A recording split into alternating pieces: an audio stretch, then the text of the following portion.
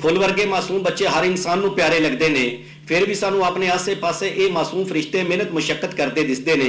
हालांकि ये दिन इन्हां दे खेडन कुदन ते स्कूलों में जेवरे तालीम नाल आरास्ता होंदे ने, पर सद अफसोस कि साडे मुल्क विच बच्चों कोलों मुशक्कत लैण दीयां शर्मनाक मिसालां कायम कीतीआं जा रहीआं ने, जिन्हां चों एक भट्ठियां ते मेहनत मजदूरी करन वाले बच्चों दी है।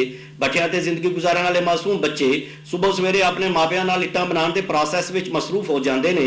ये बच्चे भट्ठियां ते कच्चियां इट्टां बनाउण तो लैके पक्कियां इट्टां ढोण तक दे सारे मराहल विच अपने मापियां दे मुआवन दी हैसियत नाल काम करदे ने। याद रवे कि भट्ठियां ते काम करन वाले बच्चों नूं कोई मखसूस उजरत नहीं दित्ती जांदी, बल्कि उन्हां दे मापियां नूं जिहड़ी थोड़ी बहुत उजरत मिलदी है ਉਹਦੇ बदले विच इन्हां बच्चों नूं भी उत्थे काम करना पैंदा है। भट्ठियां ते काम करने वाले लोग भुखदा रोना रो के अपने बालां नूं ना स्कूल घलदे ने ते ना ही उन्हां नूं चंगी जिंदगी गुजारन दे मौके फराहम करदे ने, बल्कि दिन रात बालां कोलों भट्ठियां ते काम करवाया जांदा है ते ये बाल अपने वालदैन दी नाअहली ते कम इलमी दी वजह तो अपना बचपन मिट्टी नाल मिट्टी होके गुजार दिंदे ने ते इस तरह बालां कोलों भट्ठियां ते तत्ती बलदी धुप विच मुशक्कत लैण दा सिलसिला नस्ल दर नस्ल जारी रहिंदा है।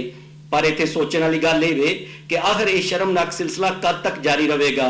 इस सवाल का जवाब ईवाना विच बैठे ही जिम्मेदार लोग ही दे सकते हैं।